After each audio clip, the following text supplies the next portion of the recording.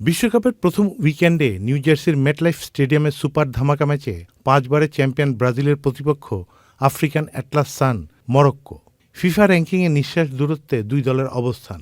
শেষ দেখায় ব্রাজিলকে হারানো এবং 2022-এর বিশ্বকাপে তৃতীয় হওয়ার মধুর স্মৃতিতে ভর করে মরক্কান শিবির থেকে আসছে ভয়ঙ্কর হুঙ্কার। Et comme j'ai dit, on est aussi une grande nation du football. Donc.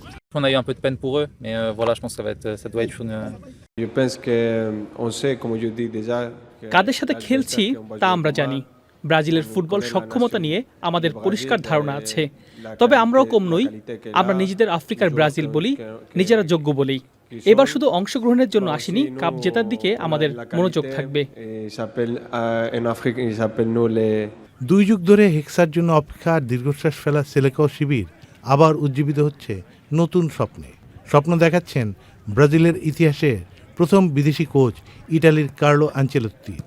Bashundhara tissue, অশুদ্ধতার বিরুদ্ধে এক বিন্দুও ছাড় নয়। ঝিমিয়ে পড়া সাম্বার রাজারা এই দ্রোণাচার্যের মন্ত্রে হেক্সা জয়ের স্বপ্নে বিভোর। স্কোয়াডে থাকলেও এই ম্যাচে নেইমারের খেলার সম্ভাবনা ক্ষীণ। মাঠে তার অভাব বুঝতে দিতে চান না অন্যরা। সাম্বা শিবিরের আরেক সেনাপতি ভিনিসিয়াস জুনিয়র প্রবল আত্মবিশ্বাসী। তার মতে নিউ জার্সির মেটলাইফ স্টেডিয়াম থেকে শুরু হওয়া অভিযান শেষ হবে 19শে জুলাই গ্র্যান্ড ফিনালেতে বিজয়ীর হাসি হেসে। আমরা এসেছি চ্যাম্পিয়ন হতে। গত কমাস ধরে পরিকল্পনা মাফিক আমরা কাজ করছি। কে শেষবার কোপা আমেরিকা বা ইউরো জিতেছে সেটা আমাদের দেখার ব্যাপার না। আমাদের টার্গেট চমৎকার সূচনা করে কাপ জয়ের প্রবল দাবিদার হিসেবে নিজেদের প্রতিষ্ঠিত করা।